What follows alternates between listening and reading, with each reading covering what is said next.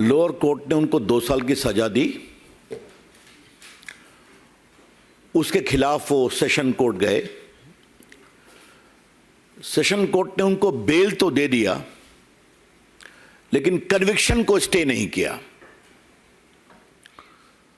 और आपका conviction stay नहीं होता तो आप 2 साल की सजा है तो आप सदन के सदस्य नहीं रह सकते, और बाद में वो कार्रवाई हुई आप जानते हैं। इसके खिलाफ वो गुजरात हाई कोर्ट गए, और गुजरात हाई कोर्ट में अभी उनकी कोशिश यही थी कि हमारा जो कन्विक्शन हुआ है उसको स्टे किया जाए। ट्रायल कोर्ट के फैसले के खिलाफ मेरिट पर उनका मामला सेशन कोर्ट में पेंडिंग है। ये थोड़ा समझना बहुत जरूरी है। तो उन्होंने ये आग्रह किया कि हमारे कन्विक्शन को स्टे किया जाए, और आज गुजरात हाई कोर्ट ने बड़ा ही विस्तृत ऑर्डर दिया है, और उन्होंने उनके इस प्रेयर को रिजेक्ट कर दिया है। बाकी टिप्पणी तो जजमेंट हम देखने के बाद विस्तार से आपको बताएंगे, आपको भी मिलेगा, अभी लोड नहीं हुआ है। लेकिन जो वहां जानकारी मिली है, कोर्ट ने कहा है इनके खिलाफ लगभग 10 मामले चल रहे हैं, इसलिए कोई रीजनेबल ग्राउंड नहीं है स्टे करने का। जहां तक डिफेमेशन का सवाल है, Rahul Gandhi is a habitual offender. मानहानि के मामले में राहुल गांधी आदतन अपराधी हैं, और यह बात हम बहुत जिम्मेवारी के साथ कहना चाहते हैं। अगर आप उनके पूरे देखें राजनीतिक टिप्पणियों को, तो विदेश में जाके वो भारत के लोकतंत्र का अपमान करते हैं, डिफेम करते हैं, भारत की संस्थाओं का डिफेमेशन करते हैं, चाहे वो इलेक्शन कमीशन हो। अब तो मीडिया को भी डिफेम करते हैं कि आप बिके हुए हैं। और सबसे तो उसका रोचक पक्ष ये हमें मालूम हुआ कि उनकी जो प्रेस थी, एक तथाकथित कांग्रेस का समर्थित पत्रकार को उन्होंने भाजपा का कार्यकर्ता बता दिया। ये आपने लाइव देखा होगा टीवी पर, और कहे तुम कमल छाप का बैज लगा लो, और बाद में ये भी कहा कि तुम्हारी हेकड़ी निकल गई। तो अब तो वो पत्रकारों को भी नहीं छोड़ते हैं। वो जेएनयू जाते हैं और टुकड़े टुकड़े गैंग के साथ खड़े हो जाते हैं। वो सेना के बारे में खून की दलाली की बात करते हैं। अभी मैं भाजपा की बात नहीं कर रहा हूं। इन्होंने राफेल पर देश में चौकीदार मैं बोल नहीं सकता हूं क्या कैंपेन चलाया, और बाद में भारत की जनता ने जबरदस्त जवाब दिया। सुप्रीम कोर्ट ने कहा कि यह बिल्कुल ठीक है, तो उन्हें सुप्रीम कोर्ट के निर्णय की भी आलोचना की, और जब कंटेम्प्ट शुरू हुआ तो माफी मांगा। संघ से तो लगता है राहुल गांधी इतना नफरत करते हैं कि गांधी के हत्यारे रहे हैं, उसके खिलाफ डिफेमेशन चल रहा है। तो लगभग 7-8 डिफेमेशन केस चल रहा है उनके खिलाफ, और ये तो उन्होंने ओबीसी का सीधा अपमान किया। पहली बात हमें पूछनी है कांग्रेस पार्टी से, आज आप राहुल गांधी को कंट्रोल क्यों नहीं कर सकते? उनको ठीक ठाक बोलने की ट्रेनिंग क्यों नहीं दे सकते? आपके नेता है ना वो। अगर इसी ओबीसी मामले में वो माफी मांग लिए होते तो मामला खत्म हो गया होता। और याद करिए, सूरत के ट्रायल कोर्ट ने उनसे कहा कि आप माफी मांगेंगे, उन्होंने माफी मांगने का अवसर भी दिया था। तो उनकी टिप्पणी क्या है? I am not Savarkar that I will apologise. एक महान देशभक्त वीर सावरकर, जिसने 11 साल अंडमान में गुजारे, उसके बारे में कितनी नफरत है उनके दिल में, ये समझिए आप। तो सावरकर के पोते ने भी एक केस किया है। वीर सावरकर को उन्होंने विदेश में भी अपमानित किया। तो अपमानित करना, बेइज्जत करना, एब्यूज करना, राहुल गांधी की फितरत है। I repeat, it has become a chronic habit of Mr. Rahul Gandhi to abuse, to defame, and almost showering the worst kind of abuses against eminent leaders and organizations. So, Mr. Rahul Gandhi, if you do like this, the law will catch up with you. Rahul Gandhi, अगर आप इस तरह के ये बात को समझेंगे कि लोगों को अपमानित करना आपका अधिकार है, तो कानून का भी अधिकार है कि आपको पकड़ा जाए, और जो आपके अपमान से पीड़ित होता है उसको भी अधिकार है कि वो अपने सम्मान की रक्षा के लिए न्याय का सहारा ले। ये तो पूरी कहानी है। इसमें न कोई फ्रीडम है, न कोई बोलने की आजादी है। कोई कैसे कह सकता है कि सारे चोर का सरनेम मोदी कैसे होता है? क्या मतलब है इसका? कुछ भी बोल देंगे आप। मुझे मालूम है हमारे प्रदेश बिहार में बहुत सारे मोदी उत्तर भारत में अति पिछड़े परिवार से आते हैं, यूपी में आते हैं, गुजरात में आते हैं, देश में बाकी जगह पर हैं। तो you have no control on your tongue कि आप कुछ भी बोल देंगे। और जब आपको कोर्ट ने कहा कि राहुल गांधी जी आप माफी मांगेंगे, तो साहब आप सीधा, मैं सावरकर नहीं हूं कि माफी मांगूंगा। This is, I would say, irresponsible arrogance, गैर जिम्मेदार अहंकार है।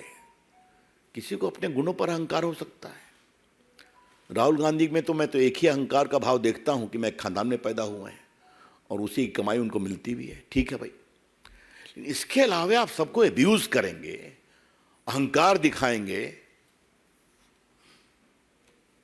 मैं कई बार इस मंच से कह चुका हूं कि राहुल गांधी होमवर्क नहीं करते हैं। हम नहीं करते हैं। चले जाते हैं जेएनयू में टुकड़े टुकड़े गैंग के पास, उनके पक्ष में खड़े हो जाते हैं। बाकी तो मैंने सब उनके गिनाया ही। तो आज का निर्णय गुजरात हाई कोर्ट का स्वागत योग्य है।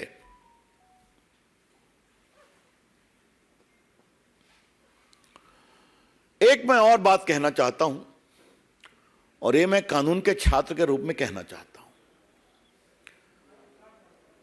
अभी प्रायोजित टिप्पणियां कांग्रेस की ओर से आएंगी, आ सकती हैं कि इतना हार्श पनिशमेंट क्यों दिया। तो हमारा जवाब है, इतना हार्श ऑफेंस क्यों किया? कोई पहली बार किया क्या? Mr. Rahul Gandhi, your conduct has disentitled you from getting any remission as far as sentence is concerned. Court ने तो आपसे कहा था आप माफी मांग लीजिए, विषय को खत्म करिए, तो उस पर तो आपने और। तो इसलिए अगर आज 10 केस आपके खिलाफ चल रहे हैं तो चले। तो इसलिए यह निर्णय उचित है। अब वो जाएं सुप्रीम कोर्ट, जाने की मैं खबरें सुन रहा हूं, ठीक है, उनका अधिकार है। लेकिन ये जो विधि सम्मत निर्णय आया है, ये उचित निर्णय है। और इसमें राहुल गांधी के सिर्फ यही नहीं, राहुल गांधी के डिफेमेशन के संबंध में पूरे आचरण को भी नोटिस किया गया है। क्योंकि आपको मालूम ही है कि अगर आपके खिलाफ केस होते हैं तो judicial proceeding is a matter of record, वो तो नोट हो सकता है। तो अपनी ओर से मित्रों, मैंने कुछ विषय आपको बताया। कोर्ट ने एक बार कहा है कि राहुल के खिलाफ कम से कम 10 क्रिमिनल केस पेंडिंग है। इसके अलावा उनके खिलाफ कुछ और केस फाइल किए गए हैं। एक तो वीर सावरकर के पोते ने दायर किया है, जो अभी वो हाल में विदेश में उन्होंने उनको टिप्पणी किया। और कोर्ट ने कहा है कि परिस्थितियों के आलोक में सजा पर रोक लगाने का कोई विषय नहीं बनता है, और सूरत के सेशन कोर्ट के आदेश में हस्तक्षेप की आवश्यकता नहीं है।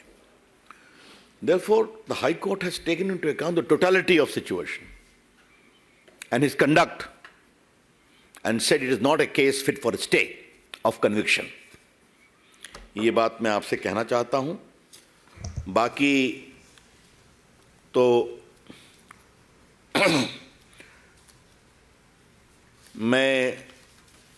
मेरे पास सारी सूची हमारे संजय जी ने उपस्थित कराई है कि कितना कितना इन्होंने विषय रखा है कि इनके खिलाफ क्या क्या चल रहा है। वैसे ओबीसी लोगों का अपमान करना कांग्रेस की फितरत है। The BJP would like to assert very emphatically that not giving due to the OBC is a part of the DNA of Congress party. अभी जो ओबीसी का कॉन्स्टिट्यूशनल कमीशन बन रहा था उस पर भी टीका टिप्पणी की गई थी, आपको मालूम ही है। नरेंद्र मोदी की सरकार है जिसने ओबीसी के पूरे समाज के लिए, जैसे एसटी का कमीशन कॉन्स्टिट्यूशनल बॉडी है, जैसे एससी का कमीशन कॉन्स्टिट्यूशनल बॉडी है, उसी प्रकार से ओबीसी के कमीशन को भी संवैधानिक मान्यता दी थी। और बाकी जिस तरह से ओबीसी के बारे में अन्य काम किए गए उसकी चर्चा आपसे हम करते रहते हैं, करेंगे आगे। लेकिन कांग्रेस पार्टी का इन सबों में असहयोग रहा है। तो ये भी जानना बहुत जरूरी है कि उनका अहंकार, उनका लोगों की बेइज्जती करने की उनकी फितरत, लोगों को अपमानित करने की उनकी चाहत, और मैं कानून से ऊपर हूं क्योंकि मैं गांधी परिवार का, ये अहंकार, ये समस्या का कारण है। तो मिस्टर राहुल गांधी, कानून ने अपना काम किया आपके बारे में। मिस्टर राहुल गांधी, कानून has caught up with you. Face the consequences. एक बात हम और कहना चाहेंगे, उसके बाद आपके प्रश्नों का हम लेंगे। राहुल गांधी जी जहां से लड़ते हैं, जब हार जाते हैं तो उसकी आलोचना शुरू कर देते हैं। आजकल अमेठी पर बोलना शुरू कर दिया उन्होंने। यूपी पर तो और योगी जी पर तो ऐसा ऐसा बोला है कि मेरे पास शालीनता है थोड़ी मेरे पास। तो योगी जी के बारे में जो उन्होंने शब्दों का प्रयोग किया उसे मैं दोहरा नहीं सकता, सब रिकॉर्ड पर है। अब वायनाड भी वहां से बहिष्कृत हो गए कानून के द्वारा, तो वहां की आलोचना शुरू करेंगे। जो राहुल गांधी के मन भाए वो ठीक है, जो न मन भाए वो गड़बड़ है। अगर वोट नहीं मिलेगा तो चुनाव आयोग गड़बड़ है। अगर मीडिया उनकी प्रशंसा नहीं करेगा तो आप बिके हुए हैं। अगर कोर्ट के लायक मन लायक वर्डिक्ट नहीं आएगा तो कोर्ट पर भी। और आपको मैं यहां बोलना चाहूंगा, आप में से बहुत से मित्रों ने राहुल गांधी के भाषण का जवाब मैंने लोकसभा में दिया था, और उसमें मैंने राहुल गांधी और उनकी माताजी के करप्शन के केस का विस्तार से जिक्र किया था कि नेशनल हेराल्ड केस में कैसे इनको सुप्रीम कोर्ट तक रिलीफ नहीं मिला।